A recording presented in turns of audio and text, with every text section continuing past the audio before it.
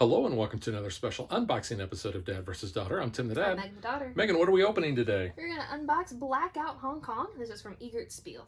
Yeah, this is the first edition, so if you notice that the boards are a little different, that's why, so check it out.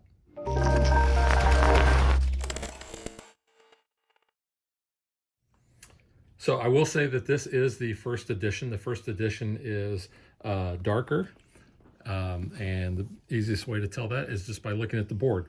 It's got a black board, whereas the second edition, they actually made it look like almost like an inverse, like a film negative. And I didn't really like the look of that. I thought it looked, I don't know, too weird. So when I traded for this, I wanted to make sure that I got the first edition. Yeah, it's never been opened.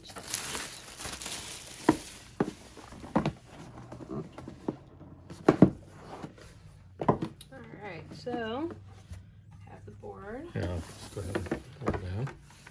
So yeah, you can see that. Not an overly big board, but I mean, it's good size. Big. Yeah, so it's kind of cool. But I think, people were complaining that this was too dark, but I can see that, and it kind of is thematic. It's blackout in Hong Kong. Yeah. They've lost power, but you can kind of see like little, lights and things around there, but it looks cool. Yeah. I think so. Yeah, I don't think it's too bad to read. I mean, if you're playing in not a well-lit area, it might be a little bit harder, but... I mean, really, all you care about is, being able to see the outlines there.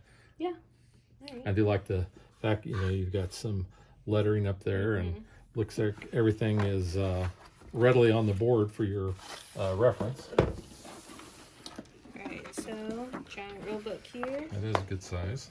So here we have some story. Component listing, setup, alright, choose your color, and all of that. So we're still doing setup, so setting up your player board. Yeah, each player is going to have their own player board. So gameplay, roll resource die, deploy your volunteers, objectives, a couple different examples there. Your scout, new objectives, and cleanup. Yeah, you're going to be doing things in phases. So secure districts, refresh hand, end of game, final scoring, card almanac, and checkmark action, contingency plans, and there's a campaign and solo mode available for this game as well. And then, so there's kind of going into your campaign, different chapters. Interesting. So that's kind of nice that they have that. Yep. So there's the individual player boards. Those are pretty good size. That's probably why the board can't be too big, because that's those true. Are good size player boards. You got to have room on your table. But yeah, and then on the back is just black. Yep. So got 4 of those. We got some punch outs. Yep. So that's the back side, I think. Yep. Yeah. That's what it said. There we go. Yep. Then we got board 1 of 2. Currency there. Interesting. Something different on the back, not really. Yeah. So insert has game logo there. Some extra baggies. Always good. Yep. Ooh. So I'm immediately drawn to these dice. You and your dice. Because they are nice and chunky looking, and they appear to be wooden dice. Easy to read. And they're rounded. Icons. Yeah, all the icons in there are very easy to read. So that's pretty cool. And then we have a bunch of the little wooden blocks here for the various player colors. So green, orange, white, and gray. Yep. And then here we have some specialties. Some houses looking like this purple rod, which I don't know what that cylinder goes to. That might be like I don't know if it's a round marker or... Yeah, and then you have a little player disc, I'm assuming. So yeah, all of those little there. Buildings and such. Yeah. So here we have a red deck back on the background. Yeah, so looks kind of cool. Linen finish on the cards, it looks like. So that's pretty nice. But dice distribution. I wonder if some of these are for the solo game. It might be. These are probably just references to show you what are on each of the die faces. But you can see there it is kind of language agnostic there because you don't have any text on the cards that you got to worry about. But these are the different types of workers that you are going to be hiring essentially to kind of do what you need. These don't have a name on them, but like there, you've got Scout, mechanic, and I wonder, these guys might be your starting people. Yeah, player cards and the colors, the yellow, blue, red, and purple. So here's your thug. You got a thug card, a security, politician, different kinds of politicians. Then you've got these cards. And it's been a while since I've watched a video on this. So those are your emergency plans. The plans, yeah. Yeah. You can see what those look And like. some objective cards. There it looks like 2.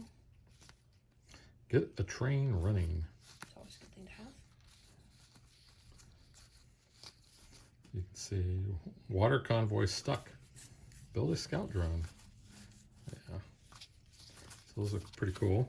And like you said, those all have that Well, some of them red should have an back. orange background. Oh, I guess they do. Plans are the ones that have a red background. Ah, I got you. Yeah. Okay. Good to have the component. So that purple one is a starting player marker, by the way. Ah, That okay. cylinder. And then we got some black border. Those are your distribution cards, yeah. Oh, okay. Gotcha.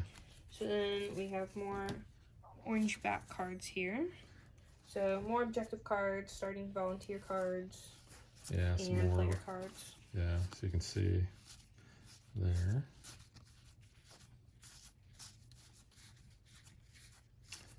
Looks like they're all about the same there from what we saw earlier, maybe a little bit different. Yeah. But like I said, really no text on there, so you can read out. That's And it, that is it.